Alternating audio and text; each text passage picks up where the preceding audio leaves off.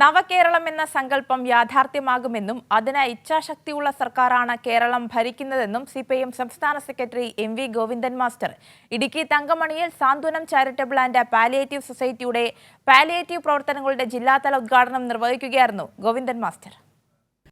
2022 മുതൽ സ്വാന്തന പരിചരണ രംഗത്ത് Santhwanam charitable and palliative care society Idukki ജില്ലയിൽ പ്രവർത്തിക്കുന്നുണ്ട്. ഇതിൻ്റെ പ്രവർത്തനം 5 നിയോജക മണ്ഡലങ്ങളിലേക്കും വ്യാപിപ്പിക്കുന്നതിൻ്റെ ഉദ്ഘാടനമാണ് എം.വി. ഗോവിന്ദൻ മാസ്റ്റർ നടത്തിയത്. ഹാപ്പിനെസ് എന്നുള്ളതാണ് കേരളത്തിൻ്റെ പുതിയ മുദ്രാവാക്യമെന്ന് എം.വി. ഗോവിന്ദൻ മാസ്റ്റർ പറഞ്ഞു.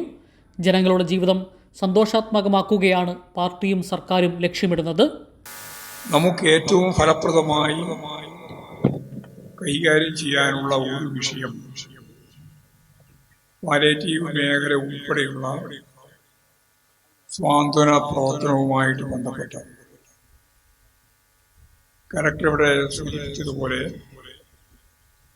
കേരളത്തിലുടനീളം ആ പ്രവർത്തനം നടന്നു വരികയും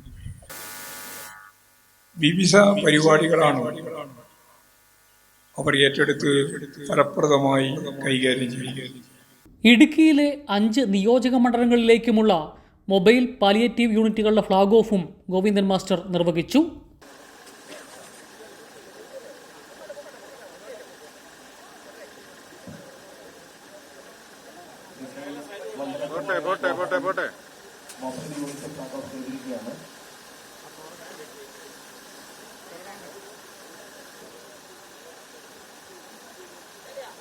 ജില്ലയിൽ 157 യൂണിറ്റുകളിലായി 500 വോളണ്ടിയർമാർക്കാണ് പ്രത്യേക പരിശീലനം നൽകിയിരിക്കുന്നത്.